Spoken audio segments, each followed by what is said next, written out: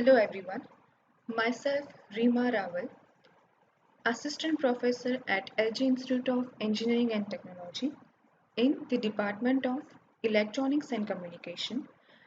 Today I am going to discuss the subject Data Communication and Networking. In that, I'll discuss unit number 1, Introduction to Data Communication and Networking. And in this unit, today's topic is Networks and Classification of Networks.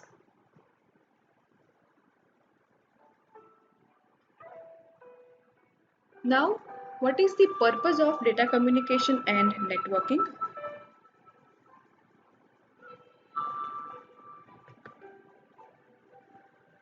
Now, computer networks are very essential to today's globalization as the world evolves to an advanced planet in information technology. One of the key contributing factors of the information technology rise in the world is network and data communication because technology's advancement is not only the gadgets but the systems as well. Each of the past 3 centuries has been dominated by a single technology. The 18th century was the era of the great mechanical systems accompanying the Industrial Revolution. The 19th century was the age of steam engine. During the 20th century, the key technology was information gathering, processing, and distribution. Among other developments, we saw the installation of worldwide telephone networks, the invention of radio and television, the birth and growth of the computer industry, and the launching of communication satellites. So, we can say the industrial revolutions are dealing with digital technologies nowadays, which includes digital interactions, social platforms, cyber systems, Internet of Things, or cloud networks. So, for that, the basic understanding of data communication and networking is required. So, first of all, let us see what is networks. Network is a communication system which supports many users. It is a collection of computers and devices connected via communication devices and transmission media. The devices can be desktop PC, digital camera, smartphones, laptops, printers, etc. And the media can be either guided media or unguided media as well. So we can define the computer networks as a computer network is a group of computers connected to each other electronically by which they can communicate to each other and exchange data. Now let us see what is networking. A computer networking is a process of connecting two or more than two computers with the purpose to share data, provide technical support, and to communicate for specific applications. The computer networks have opened up their entire frontier in the world of computing called the client-server model. If we look at the client-server model, the device or computer who wants to communicate will send a request through the network to the server, and this server will process the request, and until the server ends the process, the client process will wait for a reply, and when the server process gets the request, it performs a requested work or looks up the requested data and sends back a response. This is a client server model to access a network. So in computer networking, the client server model is a basic model. Now let us see the important parameter, that is network topology. Now topology is used to explain the way of connection of a network which are physically interconnected. We can define the network topology as the geometric representation of relationship between links and nodes. Now let us consider the major network topologies. There are so many network topologies. among which we are going to consider the major network topologies over here. Among them, first one is bus topology, second is ring topology, third is star topology, fourth one is tree topology, fifth one is mesh topology, and the sixth one is hybrid topology. First one is bus topology. In case of bus topology, all the devices share single communication line or cable in which a local area network uses a single cable line to connect all the nodes. The cable to which the nodes connect is called as backbone. If backbone is broken, the entire segment fails, which can make the all other devices stop functioning. Alright, next one is ring topology. A ring topology is a network configuration in which device connections create a circular data path as shown over here. Each network device is connected to two others like points on a circle. Together, devices in a ring topology are referred to as a ring network.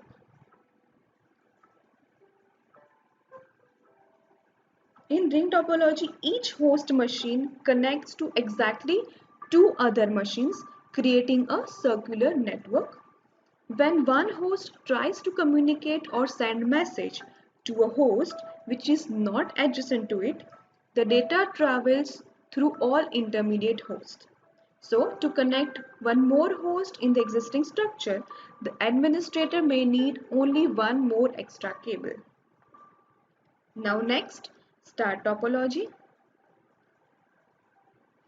A star topology is a topology for a local area network in which all nodes are individually connected to a central connection point like a hub or switch.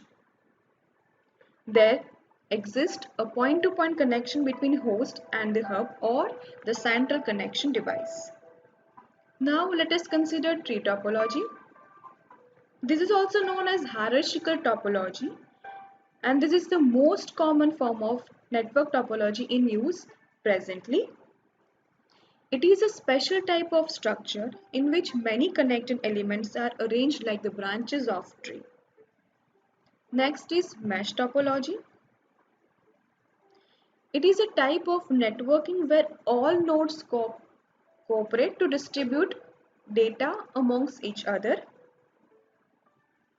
In this type of technology, a host is connected to one or multiple hosts. This topology has hosts in point-to-point connection with every other host, or may also have hosts which are in point-to-point connection to few hosts only. Alright? This topology was originally developed 30 plus years ago for military applications, but today they are typically used for things like home automation and smart buildings. Now, next one is your hybrid topology. A hybrid topology is a type of network topology that uses two or more differing network topologies. As you can see over here, first one is your star topology and the second one is your ring topology, and the mixture of these different topologies will give you a hybrid topology. This can include bus topology, mesh topology, ring topology, star and tree topology as well. Now let us see the next and important parameter, that is classification of network by scale or by area covered or by geographical regions. In that, the first classification is PAN, that is personal area network, in which its approximated distance is up to 1 meter, for example wireless mouse or wireless printer communication. Second one is local area network. Here the approximated distance is up to 1 kilometer, that is from 10 meters to 1 kilometer. For example, a room, building or campus communication. Third one is MEN, that is metropolitan area network, in which approximated distance is up to 10 kilometers, for example a city. Fourth one is your wide area network, which covers the approximated distance of 100 kilometers to 1000 kilometers, for example communication between a country. Fifth one is the general classification, that is the internet, which covers the entire planet, approximate a distance of 10,000 kilometers or more than that. So these are the main 5 classification of networks by geographical regions. First one is person area network, second is local area network, third is metropolitan area network, fourth is wide area network, and fifth one is internet. Let us see this in detail. First one is person area network. Now, a person area network is a computer network for interconnecting electronic devices centered on an individual's personal workspace. So, a PAN provides data transmission among devices such as computers, smartphones, tablets, and personal digital assistants likewise. So, this is for a limited range only. Second is local area network. A local area network is actually a network which is designed to operate over a small physical area such as an office, factory or group of buildings. It is usually a privately owned network within a particular range only, and in this LAN machines are connected to a single cable. A communication medium used for LAN has twisted pair cables and coaxial cables generally, and LANs are very easy to design and to troubleshoot as well. Third one is metropolitan area network. It is between LAN and WAN technology which generally covers a city. It connects two or more computers that are apart but resides in the same or different cities. It covers a large geographical areas and may serve as an ISP, that is called as Internet Service Providers, and nowadays various internet service providers are there. So this is the metropolitan area network. It is generally referred to as your old cable telephone network as well, or else old cable television networks. It is similar to that. Now fourth one is your wide area network. When a network spans over a large distance, or when the computer to be connected to each other are at widely separated locations where LANs cannot be used. The communication is established using leased telephone lines, satellite links and similar channels. So, a wide area network is a geographically distributed private telecommunication network that interconnects multiple local area networks. It generally covers a country. And the general last classification is the internet, which covers the entire planet. The internet is a massive network of networks, a networking infrastructure you can say. It connects millions of computers together globally, forming a network in which any computer can communicate with any other computer, which means it covers a planet. It is a network of networks that consist of private, public, academic, business, and government networks of local to global scope, linked by a broad array of electronic, wireless, and optical network technologies.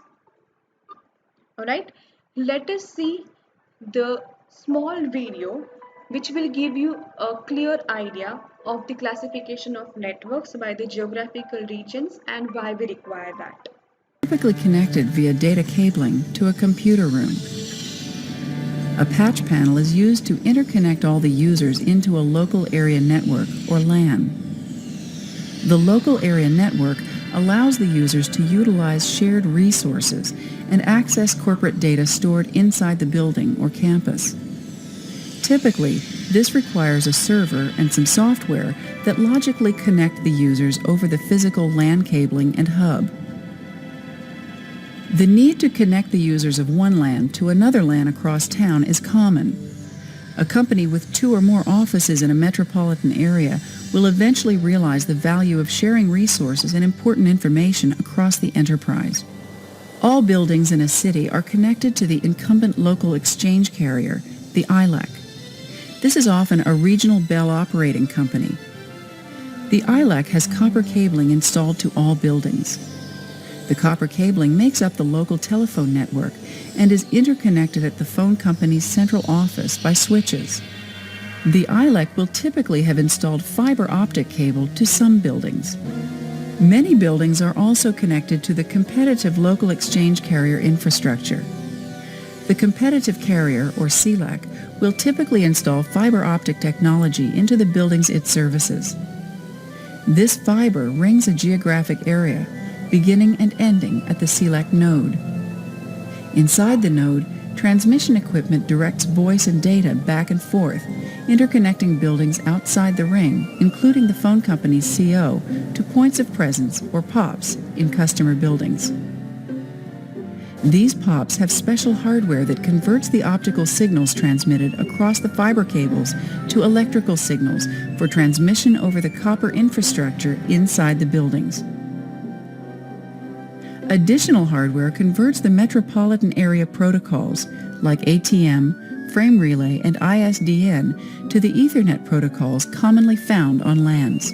Many regions in a metropolitan area may be ringed in a similar way, allowing clusters of suburban office buildings to be connected to offices downtown. Major metropolitan areas often interconnect numerous cities or towns into a metroplex via fiber backbones to nodes and COs. At some point, this is interconnected to the inter-exchange carrier or IXC networks to go across the country. Here, the data leaves the metropolitan area network and moves across a wide area network. Together, the local area network, the metropolitan area network, and the wide area network allow the desktop to be connected to the world. So now I hope that it is clear to you the classification of basic networks. Now let us consider the comparison of three major networks, that is LAN, MAN and WAN. Now you know that LAN stands for local area network, MAN stands for metropolitan area network, WAN stands for wide area network. If we consider the ownership parameter, LAN is often owned by private organizations, that is a private offices or campus. MAN ownership can be public or private. WAN ownership can be private or public as well. If we consider speed parameter, LAN speed is quite high, MAN speed is average, WAN speed is lower than that of LAN. If we consider the delay parameter, network propagation delay is short in LAN, network propagation delay is moderate in MAN, and it is longer in WAN. If we consider the congestion parameter, LAN has low congestion as compared to WAN, MAN has higher congestion than LAN, and WAN has higher congestion than both MAN and LAN. This is because the larger area of WAN. Alright, now let us consider the fault tolerance parameter. The fault tolerance of LAN is higher than WAN. Fault tolerance of MAN is lower than LAN, and the fault tolerance of WAN is lower than both LAN and MAN. And the last, maintenance parameter. Designing and maintaining LAN is easy and less costly than WAN because it is in a similar or lower range only. Whether designing and maintaining WAN is complex and more costly than LANs, and designing and maintaining WAN is complex and more costly than both LAN and MAN due to larger geographical area. Alright, now these are the references you can refer through, and I have given over here the syllabus of DCN according to Gujarat Technological University. This may help you. Thank you. Thank you for listening.